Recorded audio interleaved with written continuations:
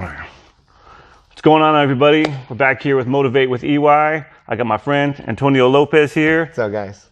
Also known as the Honeybadger for people in the jiu-jitsu community.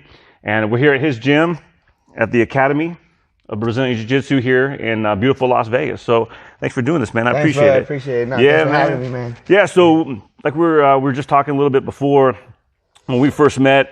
You know, I trained over at Dunham Jiu-Jitsu. Mm-hmm. You had come by for some open mats. Yeah. And just getting some rolls in. And but how long have you been training though? Man, it's about 10, going on 11 years now. Okay. The first year or so, it was I wasn't with a school or anything. Kind of just getting into it. I was young, in the military, and just like to fight, you know. Yeah. So I kind of, me and a couple buddies just got together. YouTube wasn't even that big back then, mm-hmm. you know. It's not like what social media and the internet is now.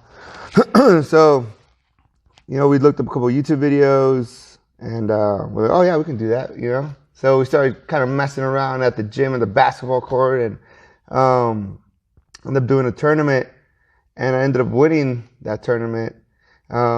And the guys were like, oh, where are you training at? What do you do? You know, I'm like, oh, I had a, Nellis Air Force Base. And they're like, no, yeah, cool, but like, what's cool? I'm like, What do you mean school? What are you talking about? Right. And they're like, yeah, like, we're Carson Gracie, we're this, we're that. I'm like, oh, I don't know. I don't belong to a school. They're like, what? Like, yeah, I just watched videos, like, and played around. So I ended up going over there to their academy. And that was, like I said, about 10, 11 years ago. At Carlson's? Yeah, Carson. It was Carson Gracie off of, they were off of Sunset before. Okay. So I joined with them, and that's when I realized, like, oh man, there's actual places, like teams, affiliations, and sure. a whole new world that I didn't even know existed, yeah. you know? So that's how I ended up going there, and man, just kept going with it. And towards the end of my blue belt, I ended up switching over to Drysdale's. Okay. From there on, I was with Drysdale till black belt. Okay. So it was, and even that was just different too, mm-hmm. the atmosphere, the training. Oh yeah. So the level of that, I was like blown away the first day I went there. I was like, oh man, like, not that I've been wasting my time, but man, this is what I need because it's my style, more of my style. Yep. Of training, of thinking, of competition. Yep. So I was like, oh man, yeah, this is where I got to be. Yeah. And I was there, like I said, all the way to black belt. So it was, now that I think about it, 10, 11 years gone by really quick. yeah, it always does. As an adult, when you're a kid, it's like forever. But yeah. So for people who don't know, who don't train, who may watch the video, mm-hmm. most people think that all jiu-jitsu gyms are just that. They're just all jiu-jitsu gyms. Yep. But there's different communities yes. of different types, different ways of training, like everything. You said, mindset. Yes. How they go about competitions yep. And everything. So yeah, you got to find the one. I had went to a few different schools myself to check out, but nice. I found my home at Dunham. Yep. So to your point, you found at Drysdale's what you were looking for. Correct, it really was yeah. for you. And now that I look back in my journey, I think that's extremely important. I think that's something that's not talked about enough, and something that should be talked about over anything else, mm-hmm. Before you come in. I feel like now that I'm on the business side of it, as a gym owner, I see why people get scared, owners get scared of losing that student that walks through that door. Mm-hmm. Because sometimes they might think they don't see student, they see dollar sign. Sure. I need to pay that rent, I need to cover this, I need to, so regardless what the atmosphere is in their gym, they're just trying to get that person on the mats. Mm-hmm. And to me, because of what I've gone through with my journey, and now that I own this gym, that's way more important to me. I'd rather tell you, hey, this is how we train, this is how we are, this is the type of people we have here at the gym. Mm-hmm. If you fit that vibe, and if our vibe fits you, mm-hmm. man, you're more than welcome. Yeah. If it doesn't, I will go out my way to find you a gym. I'll refer you to all the other friends I have that sure. are in the Valley. Because at the end of the day, there's so many people here in the city. Like, me telling this one person to go somewhere else, it shouldn't kill the business. Sure. To me, the vibe that we have here, or that the gym creates, is what's going to bring more people in. Correct. Not necessarily just kind of like almost like tricking them. Like, oh no, this is good, blah blah blah. Or guilting them, right? Yeah. Oh no, this is where you want to be. Okay, let me cut you a deal, $60, you know, just to get that $60. But now you have this guy or this person or this female that maybe isn't so happy, or maybe this is not the training they want. And now instead of this person starting jiu-jitsu, starting their journey and reaching black belt, you know, and experiencing what you've experienced, you've killed their vibe. And now they're 2 months in, they get beat up all the time, or it's not enough training for them because they don't, you know, nobody competes at that gym, and then they stop. They're like, oh, and then what happens? My friend goes, oh, you know, I'm thinking about doing this jiu-jitsu, you know, go down this gym. Oh man, that place sucks. I didn't like it. Or, oh man, I got hurt all the time. I couldn't even go to work the next day. Yeah. So now you're killing your own business. You know, you're killing and most importantly, at the end of the day, when you started jiu-jitsu, you know, maybe your coach, your instructor, your peers around you were like, oh man, this is a beautiful journey. This helps your life. And now you're killing that before, you know, to that new person walking through the doors. Yeah. So to me, it's super important when we get people coming in. That's one of the first things we say. Like, hey man, look, I like to train harder. I like to compete a lot, but this is what we have here. You know, come check it out.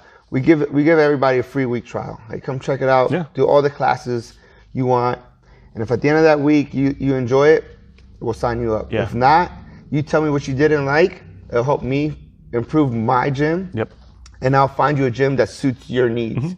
But don't quit. You know, don't just say, hey, I'm done. I'm out of here. Right. Because, like I said, to me, that's way more important than anything. That's something I didn't know. Yeah. So the first part of my journey, you know, I trained, man. I got to the point where I was training 7 days a week. And out of those 7 days, I was probably training twice a week, 4 or 5 days out the week. Oof. And I still had a full-time job. I was still in the military. Holy cow, that's crazy. But my instructor at the time was like, every time I lose a tournament, you gotta train harder. You gotta train harder. I was like, oh man, okay, you're right. And I ain't know no difference. Yeah. I don't know that there's a system. I don't know there's drilling. I don't know there's this. So I'm just listening to what the people that have more color on their belt are telling me. Sure. You need to train harder. Okay, well, you're the black belt. You're, you know, 3rd degree black belt. You're this. So I got to train harder. Yeah. I got to grind more. I got to push more, man. I was killing myself. I go do a tournament first round, done. Man, go back, like, what did I do? And back then, too, like, that school I was with, they really frowned upon footlocks. Yeah. Because they're really old school, you know? So they were like, you're doing too many footlocks, man. You got to do this. You got to do that. You got to play this. You got to play that. It's like, well, I'm not a really big spider guard guy. I'm not really this. I'm not, you know. Yeah. My style is more this. I kind of like, and I don't like using styles. Like, I just gravitate more to this. Correct. Yeah. What's more comfortable for you? What's more comfortable for me, correct. And so their answer was, just train harder. Just train harder. Like, man, I was dying. And then, like I said, I moved over to actually one of the brown belts there at the time. And this, man, this guy changed my life for sure, you know, and I owe him a lot. I feel like I owe him a lot because he exposed me to other academies, you know, which at the time my instructor was like super against cross training, super against going anywhere else. Sure. So we didn't know no better. And we just figured, man, we're team so-and-so. This is our crew. This is our like gang. This is our, you know, we don't go nowhere else. We don't need nobody else. Yeah. You know, that's the mentality that was at that academy. And one day he goes, man, you like to compete a lot. I see you really, you know, pushing yourself and putting in work. I think you need to go somewhere else. And I was already kind of on the fence, like, of quitting. Wow. You know what I mean? Okay. Because it was like, I'm putting all this work, I'm getting nothing, no results. Sure. And I'm putting in more time. I'm like, I can't go full time because I'm in the military. I'm still working. I still got to pay bills. Yeah. I'm spending money, you know, for tournaments, for, you know, gis, for food, for supplements, like just to keep up. Yeah. And I'm like, I can't keep up, man. Like, you have to go full time to be one of those athletes, you know, that get sponsored, that this and that win world titles. I'm like, I can't do that. So I was on the verge of quitting like jiu-jitsu completely. Wow. And he's like, man, let's go to a couple other gyms. I have a couple friends in town that I think will suit you. They're more competitive driven, they're more organized, and I think they're more of what you're looking for. So first he took me over to Sergio Pena's gym. Okay. And I loved it. It was great, man. Completely different than any other gym I've ever been to because of the way he teaches. Sure.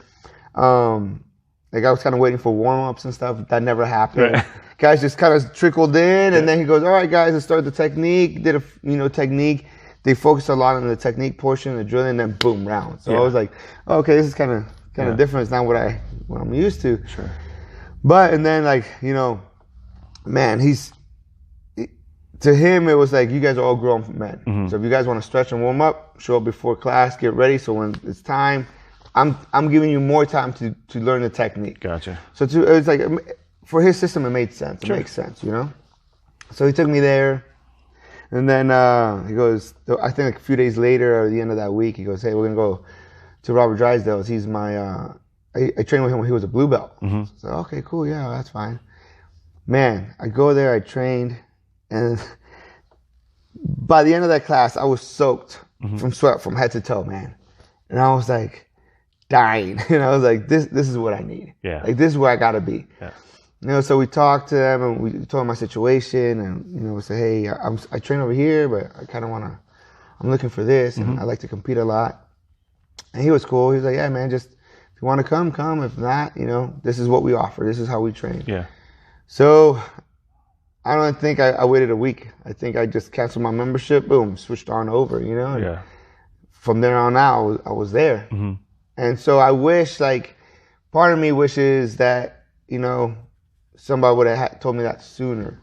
I ended up staying in blue belt another year or so under Rob before he promoted me, because I had so many holes in my game. Sure. I had so many fundamental holes, that I was just like, oh man, like it's, I didn't even realize, I didn't even know, that it was there. So yeah, man. So we're talking about just with you wish you had someone back in the day kind of showing you some of the things that. Yeah, because I would have made my journey a lot, different. At the end of the day, I don't regret anything I've gone through because it's got me to this point, and it's helped me correct a lot of things and hopefully prevents me from making some of the same mistakes with my students or the business side of it, because I think it's two ends. It's you teach, you train, you compete, and then you got business. Yeah. They all, even though they all happen in the same environment, they all have their unique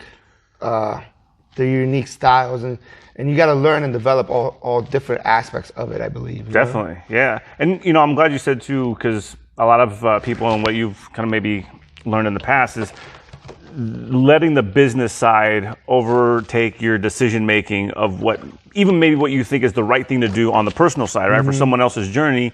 And I see a lot more gyms now where they're more open to the cross training because they're not afraid of losing their student. They're like, look, they're always going to come back to me. But getting different looks and having different people to experience jiu-jitsu with and learn different techniques and bring all that so everybody's kind of sharing and learning and getting better together. I'm seeing more and more of that today. I think it's fantastic. I think it's great because at the end of the day, if you believe in your product, it's just like anything else. Right? It's just like any other industry. I mean, there's restaurants right next to each other for blocks, for miles. So it's like, why can't you? What's so different? We all sell food, we're all doing something, but what makes it different? What makes each one unique is, at the end of the day, is the vibe. Yeah. Right? It's what you're creating inside that place. Yeah. They all sell food. Everybody sells clothes. Everybody sells this, So to take jiu-jitsu and say, oh man, I can't, you can't go over there because, they're going to want to take you, they're going to this, or badmouth another gym. At the end of the day, it's like, you don't believe in your own product. Right. And it sounds cliche. I mean, you hear it all the time and you see it like on social media, like these motivational quotes and all this. You just focus on you, stay in your lane, and you'll be fine. But it's so true, man. Yeah.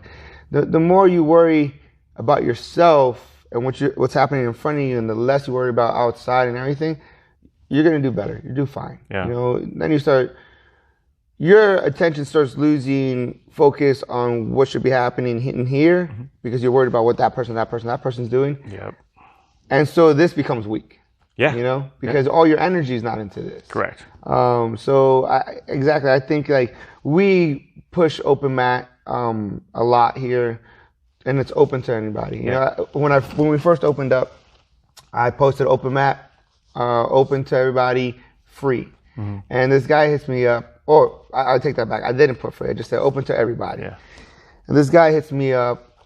He goes, "Hey man, is your gym open to like everybody in the valley? And how much is it?" I'm like, "What do you mean how much is it? Like a drop-in fee?" He's like, "Yeah." I'm like, "No, it's free, man. It's open mat." And he's like, "Oh, well, some gyms charge and some gyms only let their own affiliations and team train." I said, "We're not about that, bro. You know, especially me that I bounced, you know, I'm like, I'm not gonna, no, it's open to anybody. Whoever wants to come in, at the end of the day, I don't care what patch you have. You're my friend, or if you want to come and train because your gym is closed, I don't care. You know, come down, you're not gonna get harassed. You're not gonna be like, "Oh, why are you wearing that?" Or you're not gonna be like, "Hey man, since you're here, you need to stay and this is what we offer." I don't bring any of that up, you know, because at the end of the day, for me, what open mat should be, besides getting some extra rounds in, some training, is the diversity of meeting new people. Like people say so much, they talk about it so much. "Oh, we want to grow jiu-jitsu. Jiu-jitsu should, you know, we want to spread jiu-jitsu for everybody." And they say that until it's affecting their pockets. They say that until it's like, "Whoa, if my student goes over there, fuck that guy, blah, blah, blah," you know? "Oh, why are you leaving?" You know, then it's not jiu-jitsu for everybody. No. You know what I mean? Then it's like, "Oh, it's my students, my team, my this." And it's like, man, you guys are fighting over this little, tiny little thing, you know, and there's all these people in this valley, all these people in this world that don't know jiu-jitsu. You can go to any neighborhood, on any street in this place, and I guarantee you that you won't find more than 2 or 3 people on the same neighborhood that do jiu-jitsu. So it's like, all those people right there can be new customers, new students. If you put effort into spreading the word to them instead of trying to say, "Hey, Eric, come over here. Hey, let me fight for you. You know, like, let me fight for this guy. Oh, you know, screw Dunham because, you know, he took Eric from me." Like, he didn't take Eric from you. How you know Eric didn't move? How you know Eric's job, you know, he got laid off or cut or whatever? Or maybe, you know, something could have been that has nothing to do with the gym. It was a personal situation. You're like, "Hey, you know, I have to go over there now because it's closer to me. I don't have the extra money for the gas anymore." You don't know that. And that could be embarrassing for somebody to say, "Hey, man, like I'm tight on money." You know, or, "Man, I know coach doesn't give no deals and no breaks because he's just starting up and I can't afford it. So instead of me putting that on him, I'm just going to take some time off." Like, you don't know that until you talk to them, until you find out, you know? But sometimes they're so quick to be like, "Oh, he just left for this. Well, screw that guy." It's like, man, you don't even know. You know? I think it's probably a lot of personal stuff, like even just with their own mindset sometimes. It's like, oh, almost like you're leaving me, not you're leaving the gym, or not like, "Oh, I wonder what's going on, why they have to leave the gym." Let me talk to them. It's, no, you've left me, now you're dead to me, kind of a thing. And, you know, and I get that too. I get it because you build a relationship with everybody, you know? You build a relationship with your coaches, with your friends, with your peers. You become a family. Man, you guys, you train every day, you hurt each other, you know, sweat, you bleed. Man, you injure each other, you come back, you help each other get back up. Like, you go through a lot, you know, especially the people that are training every day, you build a tight bond. So I get, it's a relationship. At the end of the day, it's a relationship, and you're almost breaking up with them. You know, and in a breakup, you know, sometimes you both don't agree. One hates more than the other one, you know what I mean? Here we are. We're back. As you can see, we got a little different background. We moved from the gym, or from the mats into the gym here. So we have an open mat starting here real soon. So want to make sure we can do both. But yeah, we'll get back to it and just talk about cross training, different gyms, and you know that I'm glad that you see the importance of it, of sharing jiu-jitsu and learning from everybody, kind of having everybody, you know, working together kind of environment. You sure we all compete, right? Yeah, definitely. And that's the other aspect of it. You know, some guys don't want to train with certain guys, or they don't want to cross train because they don't want their game to come out. They don't want to, you know, and they say, "Well, I'm going to compete against this guy. I'm going to compete against this team." And it's like, the way I see it, man, it's like, man, if the top of the top can cross train, you know, like D'Angelo, Marcus Buchecha, like some of these guys, you know, they go down to like Renzo Gracie's now and go do some nogi over there. You know, when they used to like bash on Gordon Ryan and the whole team over there, the DDS team over there, and now they're like, oh man, you know, almost kind of like respecting the game, and they're like, yeah, let's go see what those guys are doing. Yeah. And they're like, yeah, come through, come check it out. Yeah, no problem. And at the end, they're like, why can't we compete against each other? Why can't we get on the big stage and do it?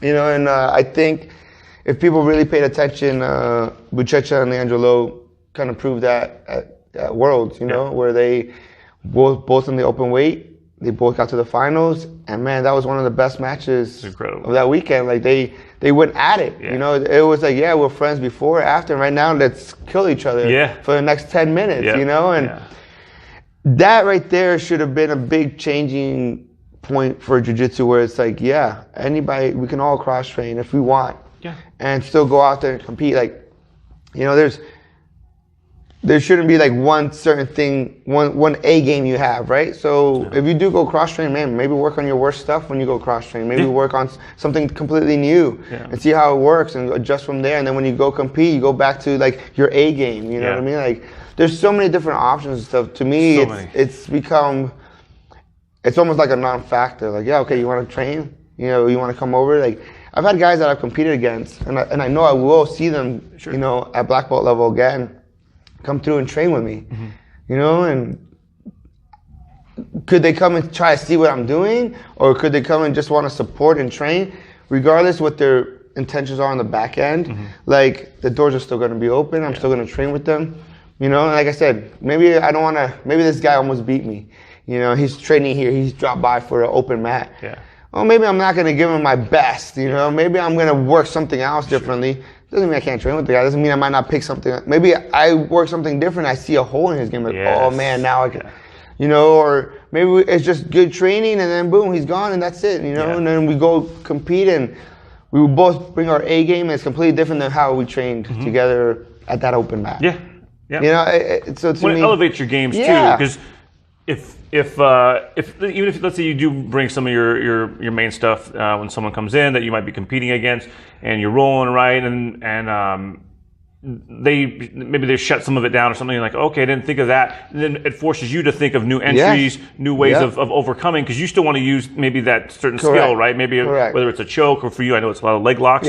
Maybe you find a different entry point in. Maybe this is how they defended it. So now, but if I do this, now I can take over. I don't have to wait tournament day and figure it out, or maybe lose the match because of it. Now I have the luxury of figuring it out beforehand. Planning for it. Correct, exactly. Plus, it's just learning and growing. Because at the end of the day, right, that's what everybody preaches. You always got to grow, you always got to learn, right? At the end of the day, jiu-jitsu never ends, right? That's what they preach. But like, once again, it depends on the terms. It depends what's going on, you know? Is this going to affect me on a competition level? Then I don't want this. I don't want to shit. I don't want to shit. Is this going to hurt my pockets?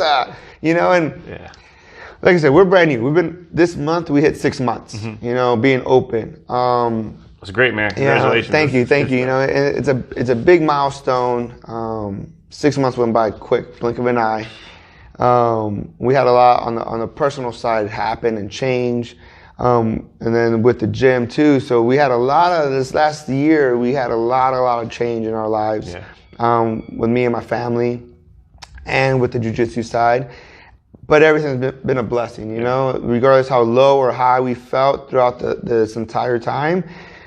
Me and my wife both believed in each other. We believe that, you know, what we're doing is the right thing for us and for our goals. So 6 months in, we have over 50 students. And I think we're not even starting to pick up momentum. You know, there's so many people that still don't know we're open, you know, so I think it's great. I think the future for us is really, really bright, and I think the main ingredient has been us treating them like the way we've been wanting to be treated at a gym, you know. Definitely. We're working on our website still, you know, we're working on little things here and there as far as marketing still, so it's not, we don't have a lot of money to invest, and we don't have big investors, we don't have silent partners. Everything we've done has been you know, just me and the wife, you know, and what we can afford and what we think we can, and sometimes what we think we can't, but we still say, hey, let's just make it happen, let's do it, you know. Do what you gotta do. Let's get ourselves in debt, and, you know, and it's been the word of mouth, you know, it's been everybody from like, you know, like yourself to people coming in and saying, hey, yeah, I go train over here, but, you know, they told me this place is the place to be on the weekends, or, and then, or like, hey, I just moved, I'm looking for a place, and my friend that I work with told me about here. Right. I have a bunch of gym owner friends that refer people that they know live near here over here, instead of saying, hey man, come over here, yeah, just drive an extra 10 minutes, come to my gym. I might go Honeybadgers. Yeah. You know what I mean? So all around, it's a big circle of just support, man. And I love it because each team, they don't have to do that. And they choose to do that, you know what I mean? They want to help, and it's, I feel super grateful and blessed for that, you know? And I try to return the favor as much as possible, because it's, like I said, they don't have to. They're not reaping any benefit, but just to see us succeed and keep the doors open. Yeah, well, I think, you know, the vibe that you put out, like you said, with open mats, hey, everybody's welcome, come on in, it's free, come check it out, right? Get some rolls in, give different looks. You know, when you put that out there, I think that's kind of what you're going to get back in return from other people, right? They're like, hey, you know what? Antonio's doing a great thing out there. Let's support him. You know, we don't, you know, we have our gym, we have our things and stuff, but we know someone's on that side of town. We know someone's looking for a gym. You know, we know he's great. He's going to show them, you know, the way, and jiu-jitsu overall wins, right? Correct. You get another student, another person, we were talking before too, maybe another person gets off of not being depressed anymore. Correct. Maybe someone who's a smaller kid, you know, can learn some technique and not be getting bullied around school anymore. And even as adults, you know, adults go through bullies. You know, as men, we know, you know, you can go out with your girl, right, with your wife, and you walk into a bar, all of a sudden, your eyes are on you, and men start sizing you up right away, right? To not have that feeling of, oh, hope nothing bad happens, from just, you can just go have a good time. You never have to think or worry, because you're confident, right? And those things, and even just confident in life. Yeah, definitely. And that's true, from kid to adult. I've had both, you know. I've had kids come in, like, confidence, self-esteem is low. Adults, same way, they're really shy. You see them come out of their shell. You see them really grow, become a whole different person on the become mat. Animals, man. Holy cow. Come, you know, off the mat, and then off the mats, they start transitioning into using that and feeling that way at work, in their everyday life.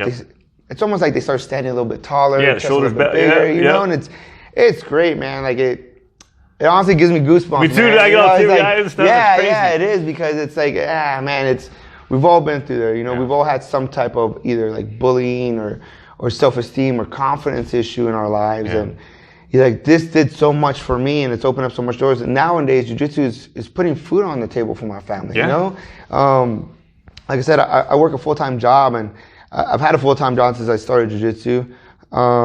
Even before that, and it's like, I'm now getting to the point where I'm looking like, you know, down the road in a few years, I could quit my nighttime full job and spend more time with my family and focus really just on this. And to me, man, that's amazing. That's great, you know. But on the back end, I appreciate all my students, because if they all leave, then this is done. You know, they're the ones that's making that happen. And with that, it's like, I get to be here from day one when they step on the mat for the first time to, you know, a month, 6 months, 10 years down the road, hopefully, where you see them grow, you get their black belts, or even like a month later, how big of a difference they act and talk and train, and you know, and I love seeing it. Never gets old seeing. And it's crazy because, like, I've trained other gyms, I've been in other gyms, I've been a part of other gyms as a teammate. And you see other guys get on the mats and develop, and you're like, yeah, you're getting better, man. You're getting better. That's cool, you know. But now, from this aspect of everything, it's like seeing like your little baby just start growing really fast, right? So you get them over and over and over again, you know. So you get that new student coming in, like, I don't know anything. Like, I've done a little bit of something. And then they come in, they're like, you know, a week into it, like, they're dying and like, I don't know, coach. Like, no, just keep coming, you know, keep coming. Don't worry about it. Until a month, like, you see them do 2, 3, 4 rounds, you know, and then start getting tired. And then, like, you see them do a technique, and you're like, oh, you got it. You know, you've been working on it. You know, you see them show up for open mat a little bit more often. And then they're here more often. And all of a sudden, they're like, hey, did you go party this weekend? Like, oh, no, man, I want to go do open mat tomorrow, so I'm going to stay at home. So now they're changing their lifestyle to come in here and train. So to me, man, that's priceless, man. That's beautiful, you know.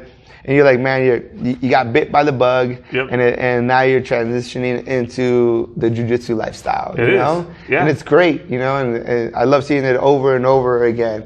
You know, and I with the kids, same thing. You know, we get a lot of kids like, yeah, my son, my daughter was getting bullied. Yep. I don't know what to do, or you know, they're just really shy. Or I've had the flip, like, my kid has a lot of energy. I don't know what to do, you know? And, you know, he needs some discipline or she needs some discipline. And the parents just say, the only thing I say is, like, hey, for this 1 hour that I have your kids, like, they're my kids. Yeah. Like, you stay on the sideline and you have my kids, you know? And if you feel like you want to coach them while I'm coaching, then you get on the mats too, or take your kid. Yep. You know what I mean? Like, it's my time. They got to understand the difference between coach and parent, Yep. you know? And when they come here, they got to understand these are my rules and they got to respect them or they're going to be punished. Yep. Regardless of what you do at home. Correct. You know, and then same thing, trickle effect, where the parent says, hey man, coach, can I use you at home as, you know, as a tool? Like, yeah. As long as you back me up, I'll back you up. Yes. You know, Yeah. as long as you give me my time and you help me out, boom, perfect. And it goes hand in hand. And then you see the kid, you know, develop to either drop that attitude, you know, be better at school, or build that confidence, you know, and they walk around. My daughter is 5 years old, you know, she's really tiny, 5 years old, and she just hit 49 pounds, man. She's tiny.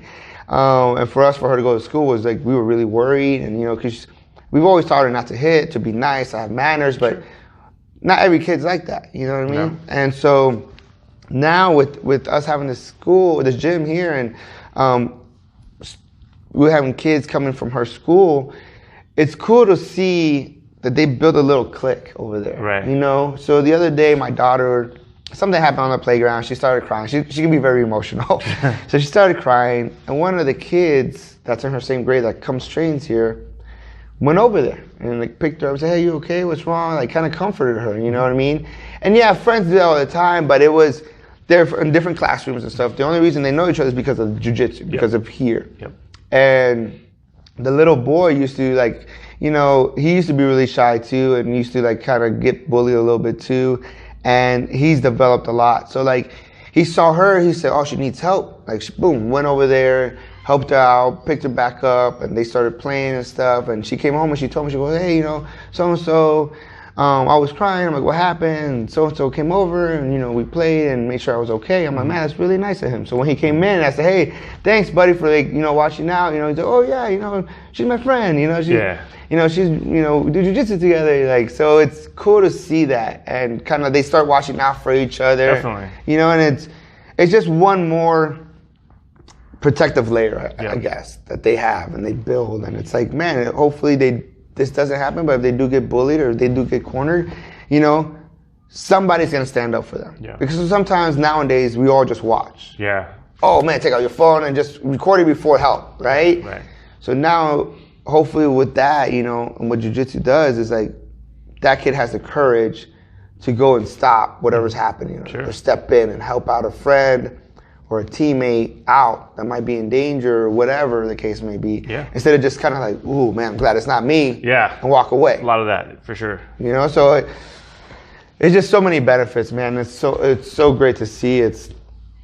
I think a lot of people start forgetting that when they, like we spoke before, like when it's the business side. Sure. I need to make this money. I need to make this cut. I need to make this X amount of profit. I need to, you know, and you start forgetting about all those little things, you know, and it's like, this is what you started. This is why you started. This is why you put yourself out there for this. Like, if not, then what were your reasons? Just to make money? And just like any other business, you chase money, it'll never come, man. No. You know, I strongly believe that, you know? Yep.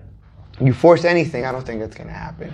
I think even if it does, right? There's certain people that are just, they're so all about money, no matter who they have to screw over, no matter who they take advantage of, right? And even if they make it, they still end up alone, right? And I'm assuming, you know, based on what I know of you, you got a great family and things. You don't want to be like that. You don't want to be alone with all the money in the world. No. It doesn't matter.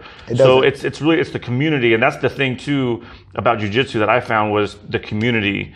It was such a cool thing. I knew, I was like, yeah, there'd be some cool guys and make some friends and things, but it's so much more than that. Yes. I look at them as my brothers and sisters and from the class. If I ever see them outside, and I've seen them, out there in the world shopping or whatever, and it's always like giving hugs. Hey, good to see you. It's such a warm feeling. Yeah. It's a different kind of connection that we have, and I'm sure you feel this too. It's hard to explain to people who don't train. Yes. That. People they'll ask you questions like, oh, so you practice choking each other and breaking each other's arms and but then you love each other. Yeah, but you love each other. Like I don't get it, and I get that they don't get it because I wouldn't have got it. Yeah. On the outside looking in. Well, yeah, true. When I first started, my first initial wanting to do this was to do MMA. Yeah. Like I said, I was young. I was in the military. I thought I was the greatest. I was invincible. Sure. So I wanted to do MMA. That was my goal. Started getting punched in the face. I'm like, it's not so much fun. Right. I gotta do this every day. Like, I don't know. I did some Muay Thai for a couple of years, and it was fun, but it was just not. As I got older, I started loving jiu-jitsu more and more, and I came to realize, like, man, I can do jiu-jitsu the rest of my life. Yep. I can't do MMA the rest of my life. No. You know what I mean? And I started kind of this separating them both. Yep. And it's exactly that. With the military, having a military background, you have that same close-knit family, right? So you go through boot camp, you go get stationed, you get removed from your family, you get put somewhere else, and now the people there become your family. Yep. So when I speak to guys that are in the military, families that are in the military, or know of the military, I relate jiu-jitsu to it. Because I say that same family bond that you create, you're going to create here. Yep. Even if you don't see it right away, because you're going to train with these people every day. You're going to beat each other up every day. Yeah. Just say when you go through boot camp, you go through whatever, you go through deployments, everybody's living in the tent, everybody's eating MREs, everybody, the nasty chow hall food, waking up at 6 in the morning. Yeah. So you all go through it as one. And even though you're coming from different homes, different backgrounds, different careers, here on the mats, we're all the same. Yeah. Like it doesn't matter what color belt we have, we're all the same. We all are reaching to be better at the end of the day. Yeah. And that should be the goal. And that's going to transition into creating that bond and becoming a family. Yeah. I don't see color on your belt or on your skin. Yeah. It's all one family. Yep. And once they realize that, they love it, and the people that don't, so the people that don't have a military background, and like you said, like, well, you beat each other up, you choke each other, like that doesn't make no sense. Yeah. Like at first it doesn't make sense, but think about it. You're in a controlled environment where this person's putting you in a situation that you might be in on the street or anywhere else, and now you have the opportunity to correct that mistake before it happens. Right? So now this person's helping you out. On the flip side, you're gonna help them out by doing the same thing. And now you do this day in, day out, day in, day out. I'm like, if they have a family, say, you might start off, or your kids might start off, but you're going to be here every day, so I'm going to hound you to get on the mats. Yeah. Then you get on the mats. And say you're the mom, I'm going to be like, your husband's going to be like, well, I don't want to be the only one left out. Yeah. Then he gets on the mats. Next thing you know, the whole family's doing it. Yeah. And it's a lifestyle. Yeah. And I say this from experience. I say, it took me 8 years to get my wife on the mat. Yeah. 8 years. I'm like, she could have been a black belt by now. You know what I mean? She's been watching me so much and supporting me so long. Yeah. She could have been a black belt herself if she started with me. Right. I'm like, but it was on her time. Yeah. I would push a little bit, I'd go back. I'd push a little bit, I'd come back. I left her alone. On her time, she was like, okay. And look at her now. Yeah. We got the kids in it. I got a 5-month-old. And I'm already beating up and moving him around. And I can't wait till he can get on the mats and start doing a little bit, you know what I mean? And start his little journey, you know? And that's what we tell the people that come through these doors. And like I said, I think a big factor is that they see the family. They see the family run the gym. They see the family on the mats. It's not just me. Yeah. It's not me and some employee staff member that does nothing about jiu-jitsu. And it's just kind of like, okay, what's your name? Here's your paper. Yeah, sign here. Sign here. Bye. Thank you. You know what I mean? We are living the lifestyle. Yeah. This is us. This is all us. And we want to share it with you guys. Yeah. And I think, too, that's going to be another thing as you keep growing, that's going to be the message that's out there that spreads to everybody. The people that train here, they go tell their friends, they're in class, and we see it all the time with videos of kids getting in scuffles in class or bullying videos. But one kid, you know, the one kid maybe from your gym stands up for somebody. Yeah. Other kids see that and go, "How'd you do that? What did you do? How are you okay?" Well, I train at, you know, Honeybadger. I train at the Academy. Well, what is that? I want to go check it out, you know. And they tell their parents, and then they come. So it's just that. And then when the parents come in and see, you know, parents are. You know, we're all skeptical a lot of times, right? Yes. We're cautious of what we put our kids into and the environments. So when we come in, we're already kind of looking at what are the holes, why am I going to say no? Yes, correct. Yeah, why am I going to say no to this right off the bat? Correct. And then you see everything, and you're like, wow, okay, you know, you have a lot of medals in here, and we'll talk about that too. But you know, all your accomplishments, and they start seeing these things. Okay, he's obviously very accomplished, and they see the family, they see the environment, and they see how the people are rolling, and just the interaction. The jiu-jitsu people are some of the most friendly people I've ever met in my life. And you know, when you go to the big tournaments, you see you're in a huge room, right, full of killers. But they're the nicest people ever. And everyone's shaking hands and hugging and just very, very respectful. And so when the parents come in and see that, it's almost like this it's almost like, how can we say no? And I think that message, and then they tell their friends, as adult friends, you got to get your kid over here and check this place out. Oh man, your kid's been different. What's going on? Or, what do you guys do? How come you guys don't hang out? Come over for wine no more. Oh, we got jiu-jitsu class. Well, what is that? Oh, come on down. You know what I mean? I totally agree. I think that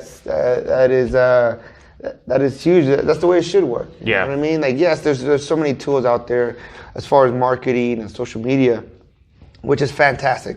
And I'm not going to sit here and say we don't try to use it. We're not going to use it. That makes sense. But at the end of the day, there's no comparison to in the moment feeling, right? Like there's nothing that's ever going to change that. Nothing that can, I don't care what AI, anything, that you living in the present moment will not compare to anything else, you know? So when they step in here, a lot of people, especially moms bringing their kids, they already want to say no. I see UFC, that's what we're going to do. I don't want my kid in that. You know, it's not UFC. It's not MMA. It's just jiu-jitsu, you know? So they already come in with that preface of, I'm coming here because my husband really wants to come here, or my kid really wants to see it, but I'm ready to say no, you know? And we tell them, hey, this is our prices, this is our this. And normally they're like, okay. Oh, but they're going to choke each other? And that's when it's like, that's when they start finding holes, right? Like, but it's controlled, it's this, it's that. It shows them discipline, it shows them that, you know, it shows them courage, it shows them even integrity, you know what I mean? Like, because you have to listen, you have to follow directions, and you have to do the right thing when nobody's watching. You know what I mean? Because at the end of the day, I'm showing you this skill, and I'm trusting you not to go back to school and beat somebody up and use it wrongfully. You know? And so they start, okay, let me see. And I look, sit down, watch a class, you know? And like you said, we're really, a lot of them, they see my daughter running around the gym with her gi, and they're like, oh, is that your kid? I'm like, yeah, she does jiu-jitsu too. And they see her get on the mats, and they see her bow in and being respectful. When I get on the mat, she knows I'm coach. You know, she knows she has to raise her hand, and she has to do everything too, because she'll get punished just like anybody else. Just because she's my kid doesn't mean she gets special privileges, you know? Especially that. You know, and so they see that, they're like, oh man, it starts at home. Okay, cool, let's try this. You know, you're not just talking the talk, you're walking the walk. You're living it, your family's living it. It's kind of like I say, hey Eric, I'm selling this bottle of water, you know, it's the best water ever. You like, try it. Like, no, I don't really drink water, man. You know, but it's the best. Right. How are you going to sell a product that you don't even believe in? You know, or you don't even take? You know, so, you know, on the tail end of that, that's how my wife finally made the jump over. I said, we were running a program over at Nellis Air Force Base for 2.5 years, almost 3 years, before we opened this up. And I said, I really want to build a women's program. Like, we have a lot of moms to sit around and watch. You know, we're starting to get a lot of dads to do the class. So the mom sits on the sideline waiting. The wife sits on the sideline waiting. I said, you need to get on the mats. And she said, I don't know. I don't want to. And I said, look, we only do it twice a week over there. So I said, we're doing it twice a week. I can't add a third day. I physically don't have the time. I said, I want to build a women's program. So just try it once. So she said, okay, fine. She tried it once, and I was like, how'd you like it? She's like, yeah, you know, it's not so bad. You know, I'm like, yeah, you don't got to get beat up by a bunch of dudes. You have girls, you know. And then it was just like boom, boom, one after the other, and we built the women's program over there, and she stuck to it. You know, she stuck with it. She ended up doing a tournament. Oh, wow. Like, so she did the whole 9. You know, ended up getting her blue belt, and then she ended up getting pregnant. So she took some time off, and now she's getting back into it again. You know, so it's. For her, it took a lot longer than me, but she's always been around supporting and helping. So when she got on there, I was like, see, it's not that bad. It's great. And now she's fully committed to it too, you know? So, and the moms and the families, they see that. So now I don't have to tell the wife or the mom or the, you know, hey, come try. Well, you're a black belt, and I'm not going to do it. Or, no, you're a dude, that's why you do it. Right. Oh, hold on, let me grab my wife, you know? She's a mom, you know, she takes care of the business, she takes care of the kids, and she gets on the mat. So try to give her an excuse, talk to her, you know? Right, exactly. And they're like, oh! Yeah, that's the thing. They take those excuses right away. Correct, you know? So I think it's great, man. And eventually we want to get to the point where we have a staff, you know, but we don't ever want to lose the family orientation of it all. Yeah. You know? Yeah. So that's definitely important, and that goes a long way. You know, that's obviously, you know, something that I found in my gym as well, and it's a pretty amazing thing, you know, when you essentially a lot of ways you're putting your life and your well-being in the hands of other people, right? That when you tap, that they're going to let go and everything's good. Hey, you okay? Here's where you went wrong. They show you kind of maybe where you went wrong versus, you know, everyone's heard stories, those horror stories of guys still doing the technique even after you tap or going really hard, wrenching on something, and then they're getting injuries in their arms, their knees, and things like that. So you put a lot of trust in these people. And I think, too, there's something about, and we see it like in MMA and different competitive things, even when people really do not like each other, but when they compete, and then even when you do like each other, right, and you get on the mats, you go hard, you're sweating, you're trying to choke, and you're trying to, you know, get them an arm bar and things, and they get out of it, or maybe they don't, and they tap. At the end of it, the respect that you have for someone who blood, sweat, and tears with you, right? And at the end of the day, you gave it your all, they gave it their all. You high five, you hug, and then there's something about that environment that, like, the respect that you have for each other is, you know, besides war, right? Military, there's almost nothing else that compares to that. You know, you can be good friends with people, and hey, you can help move bro, I got you. You're, you know, whatever. There's, you know, I have great friends that that's how we are. We interact that way, and we do a lot of fun things together. But my jiu-jitsu friends, it's a different bond. It's a different kind of bond. And not to say that I love them any more or less and things like that. It's not about that. It's just different. And that's the part that if you don't train, you don't do it, that you can't understand unless you actually give it a try. Unless you live it. Yeah, definitely. Yeah, so I think it's because at the end of the day, you know, they're putting in work too, whatever it is. They're putting in the work, they're sacrificing too, you know?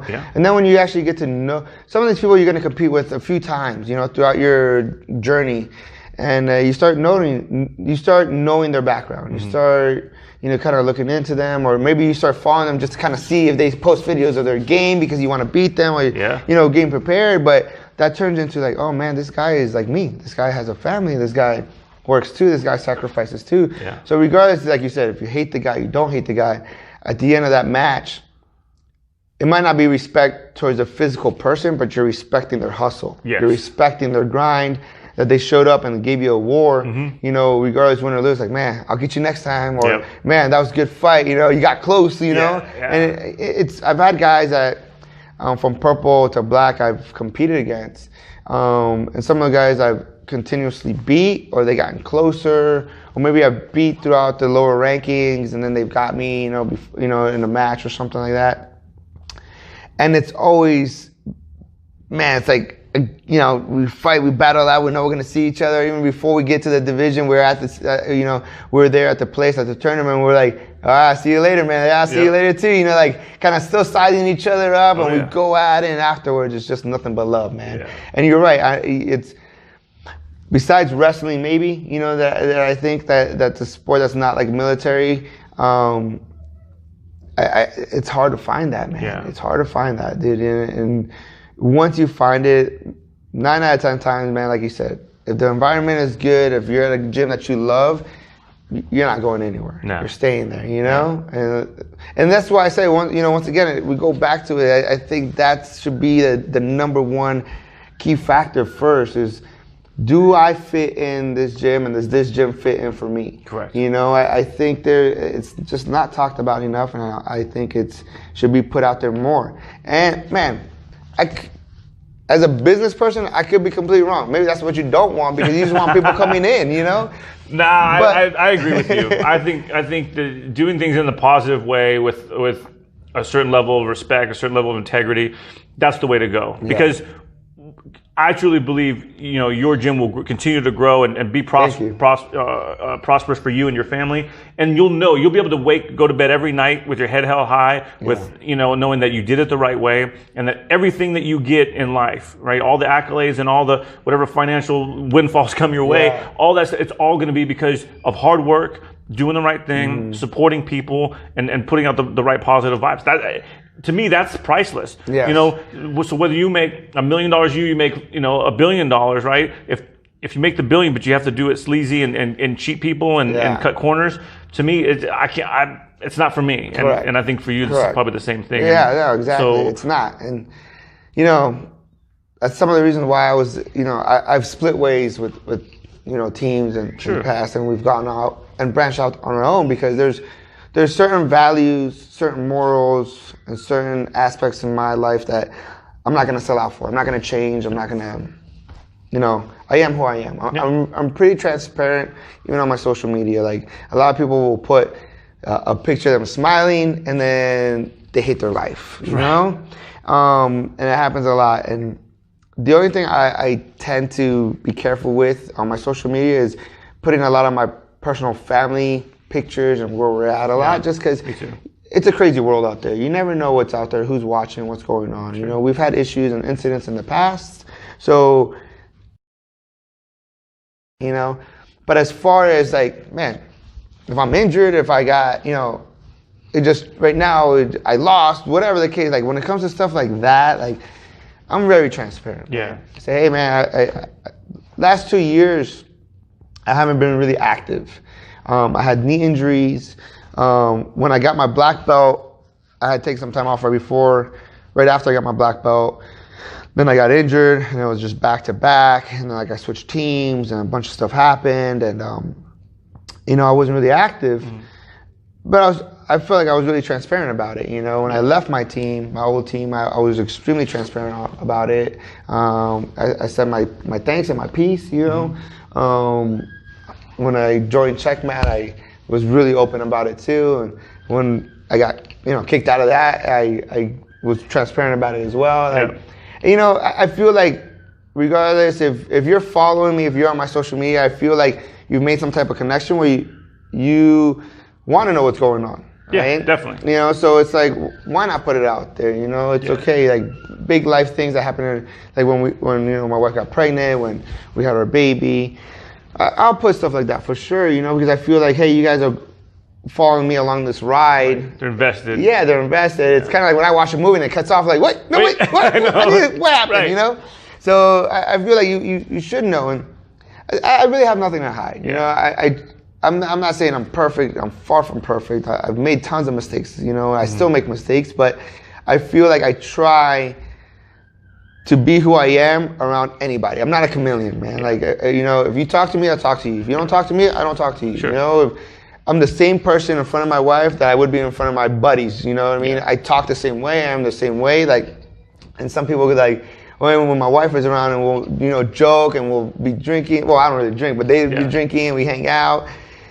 And I'll, we'll get into like joking and they kind of like, oh, I'm like, dude, I'll say whatever I gotta say in front of my wife. You know what I mean? Like, she knows who she's married to. Exactly. She knows who she is. You know what I mean? Like, there's nothing. I'm just not that type of person, man. Like, I've never really been like a sellout like that. If I say, hey, if I don't like this, I don't like this. I don't do this. I don't do it. On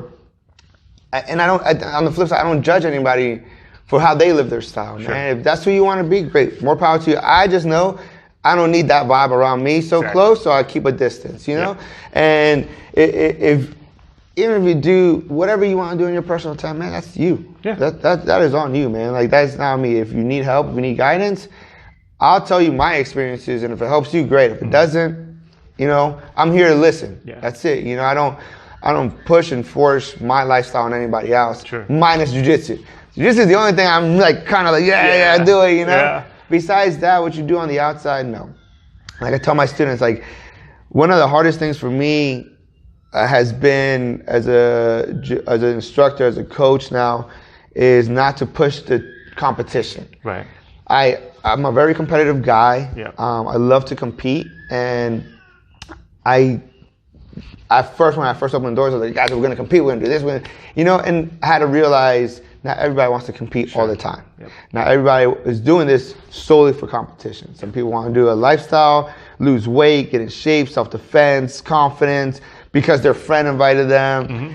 There's a million reasons why you start, why you step foot in those doors, and it's not solely just to compete. For me, it was, I want to compete. You know, so that's been a big learning curve that I've had to adjust. Sure. And kind of throttle back, you know?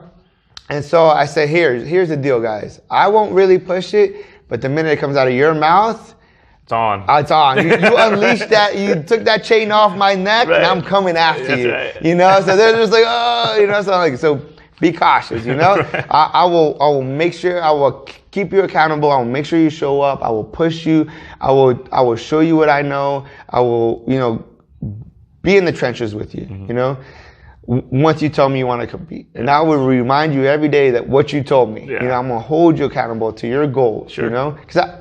Not because I want to torture you or make you swallow your own words, because I want you to fulfill that dream, you know? I want you to fulfill that goal. Like, it gets hard. Like, competing is not fun, you know? People say it's fun, but the process is not always fun. You know, it's fun to win. It's fun to get your hand raised. That's what people think. Yeah, of, right? people just see that. Yeah, they don't see the injuries, the sacrifice, you know, the hard work, soreness. Yes, you know, and like we have two aspects of this. We have your full-time athlete, right, and you have your guy that has a job or a family or both, like right? me, like yourself, right, and like myself, right. So, and I've had this discussion many times with many people throughout, you know, my time, where it's like neither one is better or worse. Sure. Because that athlete, that's a full-time athlete, that jiu-jitsu player that's a full-time athlete, is giving up something, is giving up working a job and have maybe a better, more comfortable lifestyle. Sure. Right? So now they're working off of ends meet. They might not know where they're gonna get their next money from, if they don't do a private, if they don't do a seminar, or maybe they're not good enough to do seminars yet because nobody wants them. They haven't won anything yet. Yeah. Or maybe, you know, they don't push their privates because maybe they're only a purple belt or a blue belt, and nobody's like, I don't really want to do a private with this guy.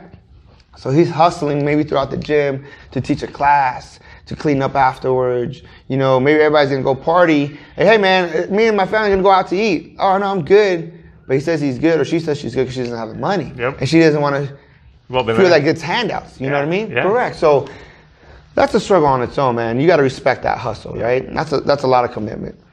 On the flip side, you have your blue-collar worker, your guy that works, has a family. So now he has to split up his time or her time. She has to go to work. She has to take care of her family, or he has to take care of the family, you know, and then find time to train. Well, not only do I have to train, I have to keep up with the guys that are training full time. Yeah. I have to keep up with the guys that I'm going to compete against. I have to put in that much work, you know? Yeah. And then I got to go home and still have enough energy to have maybe dinner with my family on the weekends, to go hang out with my family. Yeah. Because if I don't, my balance at home is going to be off. Yes.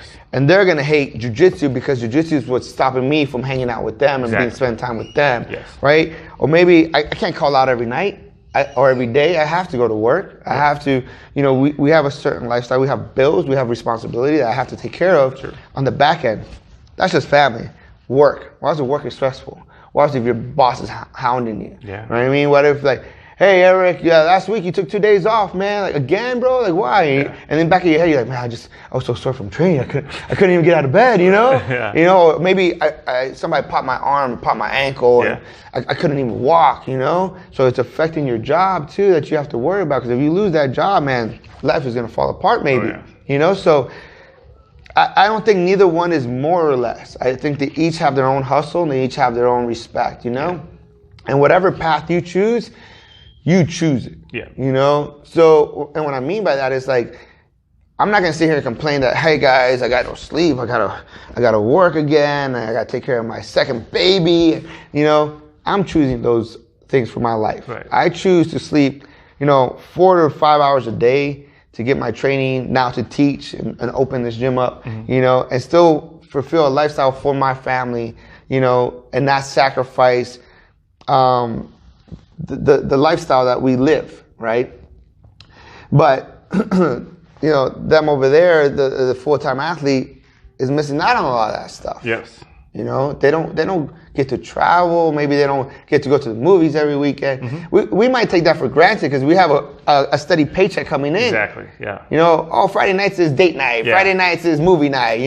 Their Friday nights is cleaning the mats and watching videos and drilling some more. Yep. So it's like we all choose our path. So when I hear a full-time athlete say, "Hey, I don't got much, man. I'm struggling." You're not struggling. You're chasing a dream that you're putting in the sacrifice in. You're choosing that because you can go get a part-time job anywhere. Yep. You can go work if you want. You just don't want to sacrifice that extra time, either sleep or off the mats. Yep. So you're choosing that. Just like I choose to work full-time and to have a steady schedule of training and competing. All right. Right now, I'm getting ready to do No-Gi Worlds. It'll be my second time doing it at black belt. Mm-hmm. Last year, I was injured. I went to do it. I ended up getting DQ'd first round. A bunch of nonsense. And but at the same time, I wasn't as prepared as I should have been, right? Yeah. I'm really making an effort to really get prepared this year. I find my injuries are to a minimal. My knees are finally great. Life off the mats has calmed down. We kind of have a nice little schedule finally. So everything's falling back into place as a competitor. Yeah. There's still a lot of work to do as an instructor, as a teacher, and as a gym owner to get things running on their own and stuff. But I have the time to compete if I make the time. Yeah. I have time to train if I make the time, sure. Right? And that's where it comes in. It's like, man, I could sleep 8 hours today, but if I sleep 8 hours, I'll miss out working out before I teach, right? But I'll get a little bit more rest. But I have to balance what's better, right?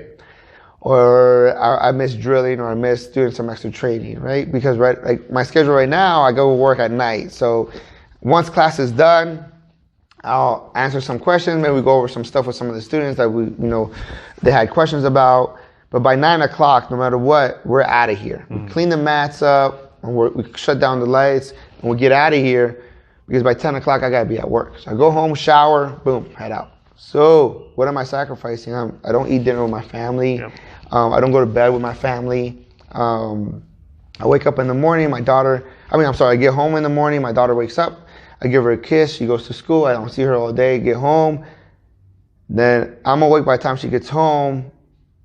We have a little snack together. And then back to the gym, back to working out, back to doing whatever, back to teaching. So we spend time, but it's like not really us time, you know? Yeah. And that's Monday through Friday, and now we're open mats on the weekend. So we're here half the day, and we gotta do this and we gotta do that. So, and that's sometimes people don't see that. People just say, "Oh, Honeybadger won another tournament. Oh, yeah. Honeybadger got a footlock. Okay, yeah, fine." Yeah. There's a lot of work behind that. There's a lot of work, a lot of sacrifice, and I'm sure even just a little bit that I don't train definitely as hard as you do. I don't compete as often as you do, and I still have to find my balance too. And sometimes you have a little bit of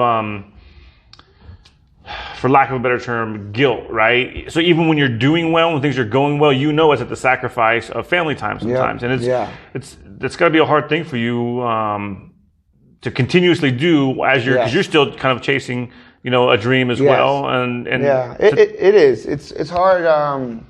It's conflicting. Yeah. It's conflicting because you're right. You spend a lot of time, you're giving up something somewhere else. Yeah.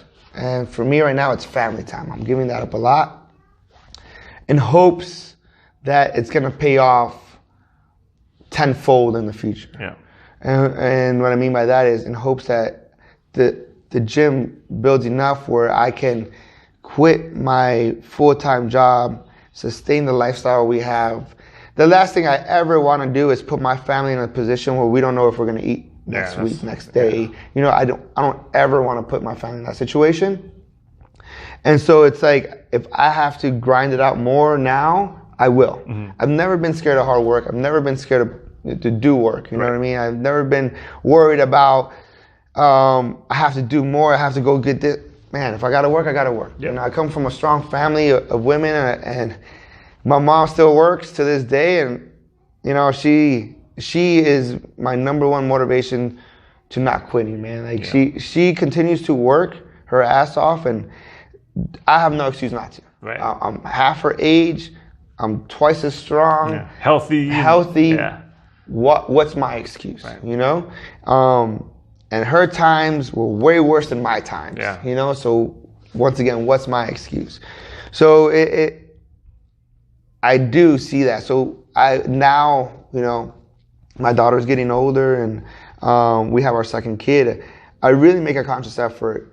And like I said, I'm far from perfect, but I make a conscious effort to spend the time with her, especially in between everything, you know, and make her understand that. And hopefully she sees that I still love her, I still miss her, I still, you know, she means the world to me, because kids, they pick up on everything, man. They see everything, you know. Daddy's always busy, daddy doesn't this, daddy's always gone.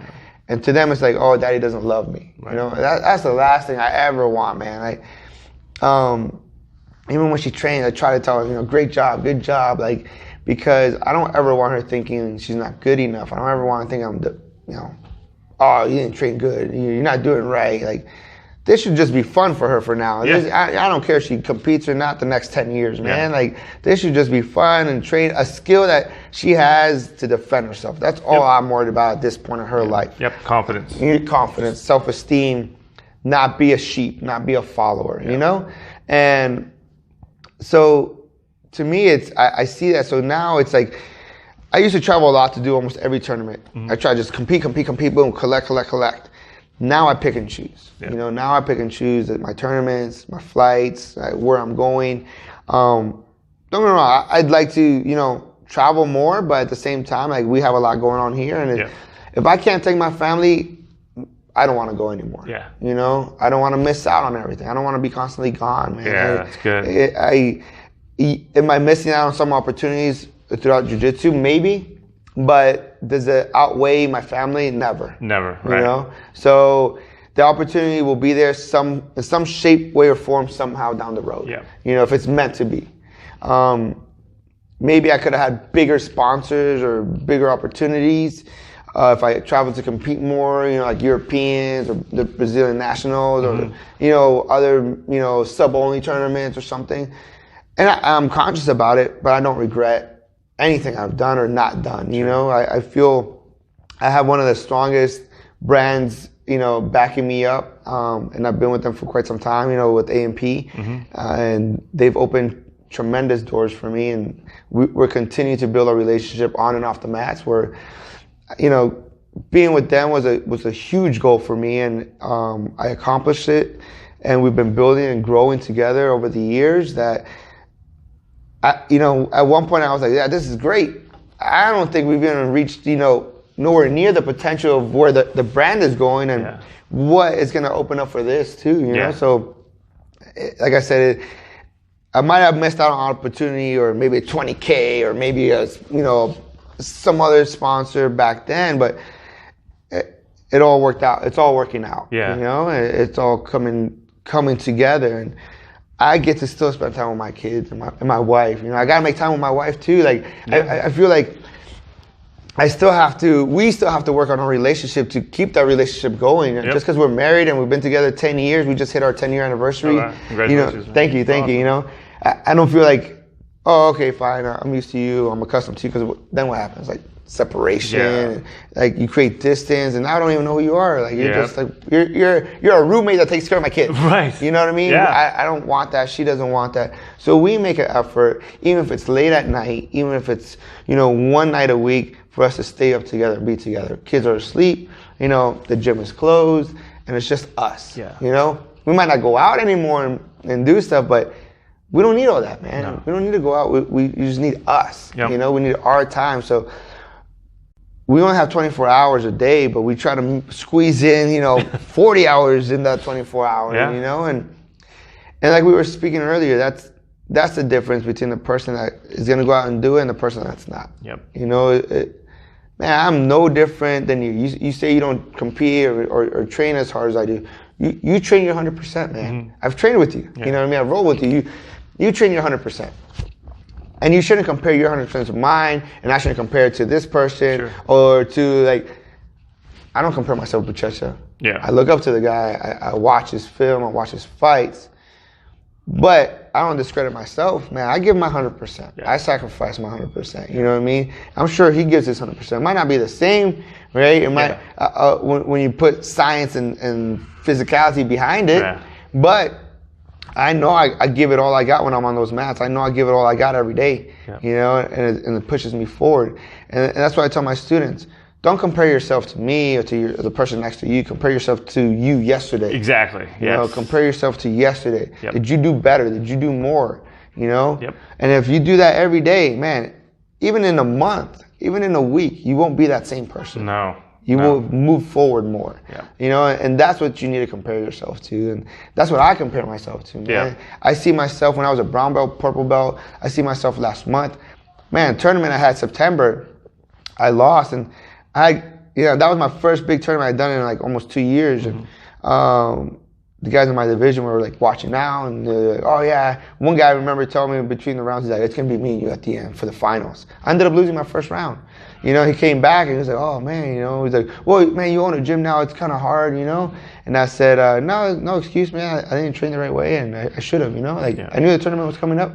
No excuse. I hate excuses, Me too. And he was just like, oh, don't be so hard on yourself. And I said, yeah, that's cool, And I am, because it's not an excuse, man. Mm-hmm. If I know what I need to do to train at a certain level and compete at a certain level, and I took certain things for granted and I didn't train.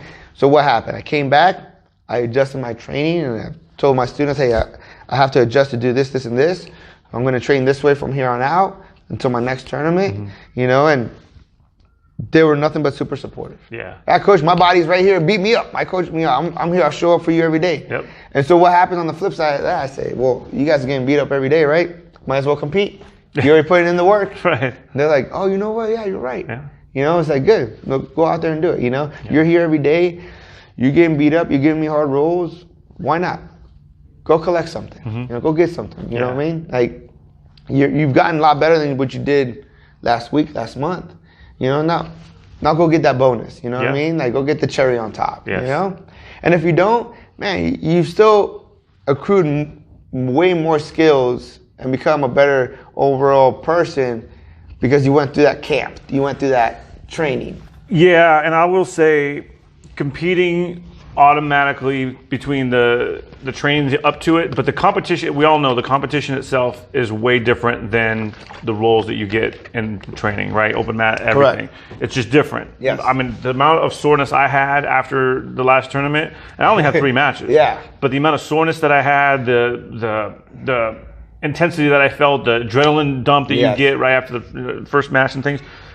So you grow exponentially, I believe, by competing. Yes. You just do, and not to say that you have to do. I'm not saying people have to do it. Correct. But if you do end up competing, you will see an increment, huge increments in growth in your overall jiu-jitsu game and your ability to continue training and train harder the next time, because you've seen this whole new level and you put your body through a whole new level and your mind. The way I explain it to my students is this: to say, look. And like I said, I've been working on this because I always want my guys to compete, because I'm always wanting to compete. So I say, look, give me one tournament a year. That's all I ask for. One tournament. You pick the tournament. Yeah. We'll get you ready. We'll put in the work. You do it. Give me one tournament a year, because a couple reasons. A big one is what you just talked about. It's a completely different feeling, experience that you're gonna grow from it.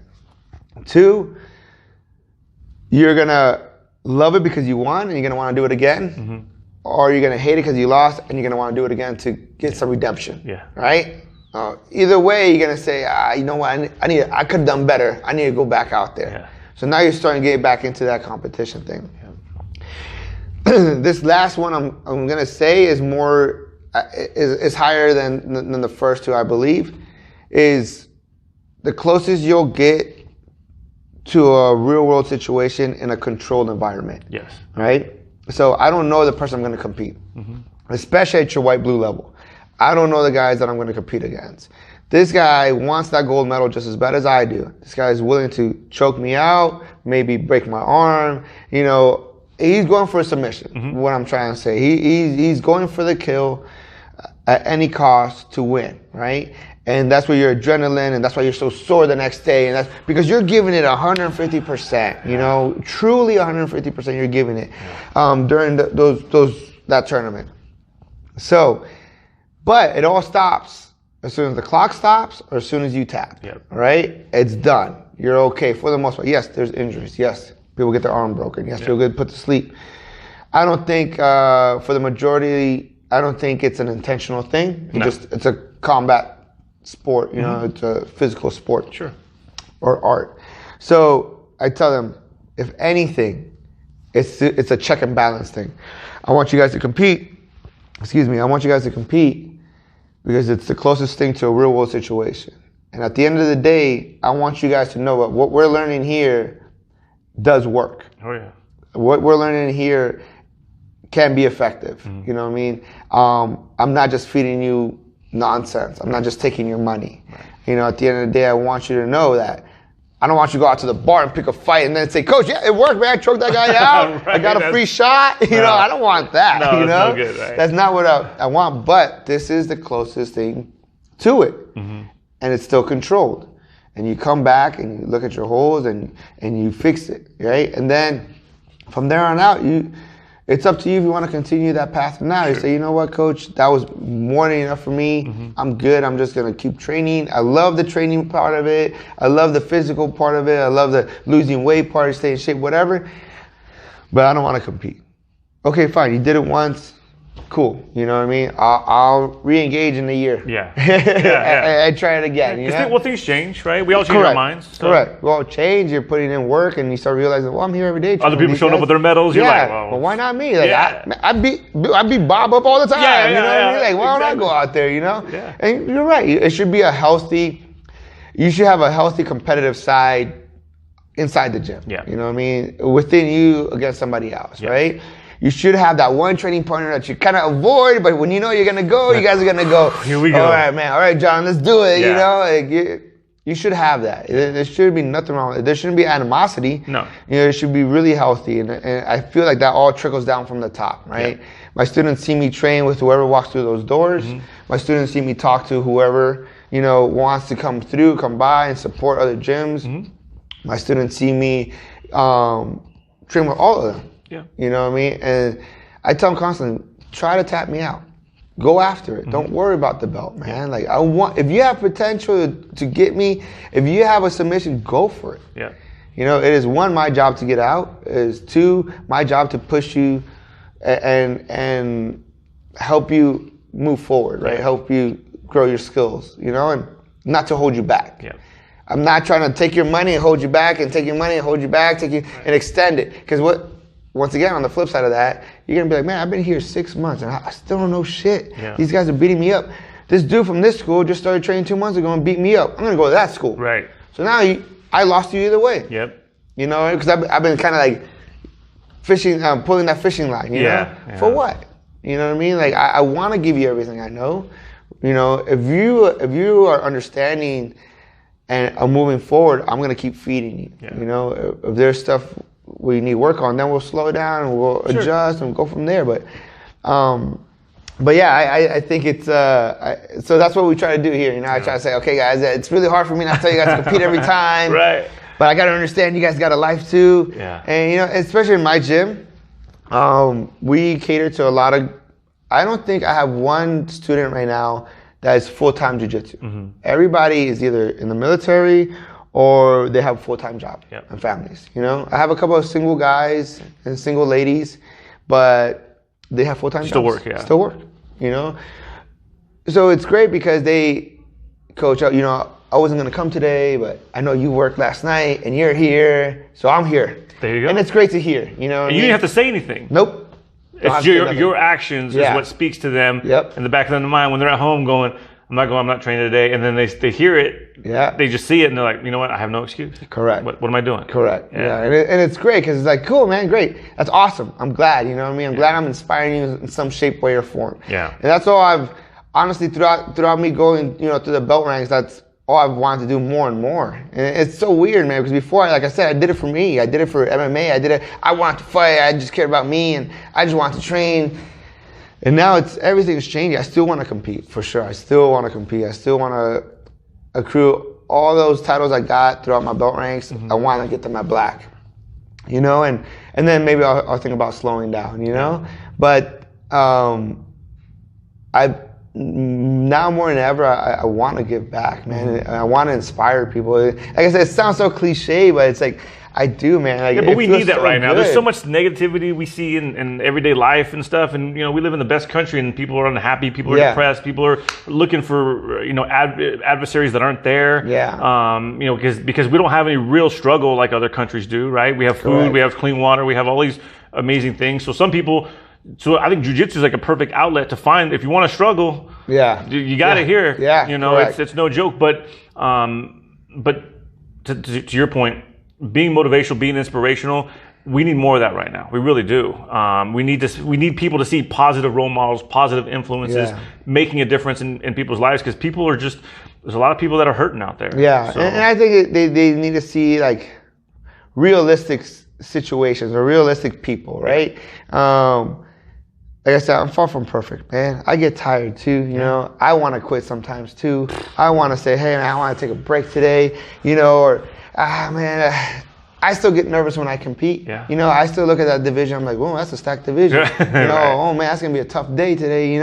And but I think you need all that, man. I think people need to see that. Need to see that you're not this robotic beast that you just go out there and compete and I train harder every day and nothing stops. Man, I get tired. I get sore. I get hurt. And mentally, I have to dig deep sometimes to like, hey, especially now. Now it's more than ever because of the decisions I've made and the situations I've put myself into where I don't have anybody above me to say, hey, Antonio, you got to train this way, or overviewing me or looking at me, you know what I mean? Yep. I don't have another black belt or a coach to tell me that right now. I'm perfectly fine with that. I don't regret my decisions at all. I'm 100% happy with where we're going, where we're at. But I know now it's on me. Like, mentally, I have to push myself. Mentally, I have to do my homework. And I have to, go out there and look for the information. Go out there and see what works and almost like a experiment. Like, is this training going to work for me? Is this style going to work for me? Is this going to work? And I need to go back and look at my own footage and, hey, where did I screw up? Where did I mess up? Even when I train with my students, we have cameras all over the academy. And so I go back and I'll look at my footage and look where I made a mistake. Where, man, this guy got this move on me or this takedown on me. Let me see what I did. Let me see how he did it. I don't care if you got a white belt. I don't care if you got a black belt, man. Like, I got some real good wrestlers in here, like really good wrestlers, that give me a hard push. Take you down. Yeah, and I go back and I see what did he do? Because he's invested time and years in his craft. Sure. Just because he's new in jiu-jitsu doesn't mean he's a new athlete. No. So I take that and I see it and I dissect and I look, how can I transition that into jiu-jitsu? How can I help him, one, to apply that to jiu-jitsu more effectively, and two, how can I use that to help me too? Yeah. So it's a lot of self-homework type deal at this point, but I'm okay with it, man. Yeah. I think I'm still going to go out there and do great. I feel like I can still go out there and win my title, and win my gold. And it's all due to my students, like they're the ones helping me train. I might be the only one out there on the mat, but on the back end of everything, they're the ones pushing me and helping me train and sacrificing their time, their bodies, to help me get prepared, So it's it's cool, Yeah. Yeah, man, that's good stuff. I know you got to get out of here, and you got a lot going on today, so I appreciate you sitting with me. Last question. Yeah. What's the overall goal? Where do you go from here? What's the main goal? The main goal is to quit my full-time job and do this full-time. Do the jiu-jitsu full-time. Still compete and run the gym. you know what, and get 8 hours of sleep every day. You know? Right, that's huge. Yeah. I know I'm not getting any younger. I'm getting older. My kids are growing up, and I want to spend time with them. You know, and I have, you know, if all works well, you know, in God's eyes, if this keeps growing the way it's been growing, I plan, you know, 3 to 4 years to be able to quit my job, have a successful gym that continues to grow. Myself to the gym, to my students, and to my family. Yeah. You know, so that's the main goal. Right now, it's just more trench work, more grind. But man, I've been working nights for almost 10 years straight. Oof. So everybody that knows me from white belt to now, I've always had a job. I've always worked nights, and I've always had a full-time job. Yeah. And I've even at the biggest competition time, which was my purple belt, where I was competing almost every month. Every month, once or twice a weekend, I had a full-time job. I go the day before, I compete, I fly or drive back home, and then I go to work. You know, that was my schedule. Wow. You know, so while everybody else stayed, partied, or maybe made a little mini vacation out of the weekend wherever they're going, I was driving and flying back. Yep. You know, collect my medal, grab my bags, wouldn't even change or shower. Yeah. And just head home, shower, kiss my wife, kiss my daughter at the time, and go to work. Yeah. You know, and then finally get home at 8 in the morning and pass out. You know, and then start all over. So it's a sacrifice I've been doing for almost 10 years, but now we have this. It's paying off. You know, and I think to me 3-4 years is nothing. 3-4 years, blink of an eye, it's done. And in 3-4 years, I'll be able to, you know, and that's just the goal. That's just the plan. It might be half the time. Sure. Man. You know, it might take me a little bit more.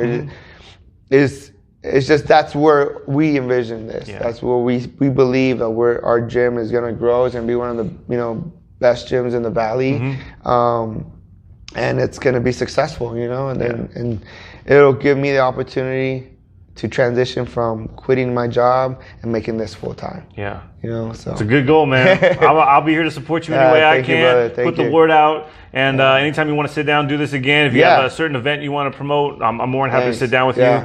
And I appreciate everything, man. I appreciate your friendship. Yeah. You know, the open door, come here and train, and I'll definitely be back, man. Yeah, definitely. I feel like there's so much more to talk, you know. I know. So we'll definitely have to pick this up again and continue and go from it, man. I really enjoyed it. It was fun. Me too. And anytime, man, anybody is always welcome, man, to the Academy. Yeah, we got a few guys that have been coming by the gym more lately, so that's good. And everyone says the same thing, man. It's a great environment. All the people that train here and roll here are great. You're obviously, you know, just a great person to be around. And I'm sure everyone who watches the video will get that from it as well. And so we'll keep putting the vibe out and let everyone know what's going on and what you're doing here. And even on, you know, with kids that I know that are on this side of town, you know, I'll tell them, stop on by, because that's the place to go. Yeah, thank you, man. Thank you. I really appreciate it, man. Absolutely. Right, so thank you. We'll do it again soon. Yeah, all right, I appreciate it. Thanks you, again. Man. We'll be back. Thank you, guys. Once again. Hope you guys enjoyed it. Antonio Lopez here at the Academy of Brazilian Jiu-jitsu, Honeybadger. And real quick, Honeybadger, for people who don't know why you're the Honeybadger. Because Honeybadger's in the wild, right? Yep, they don't back down from nothing. Nope. Not bears. Man. Nope. Nothing. Nothing. That's why he's a Honeybadger. He don't back down from nobody. No. So, thanks again, man. Thank you, guys. All right.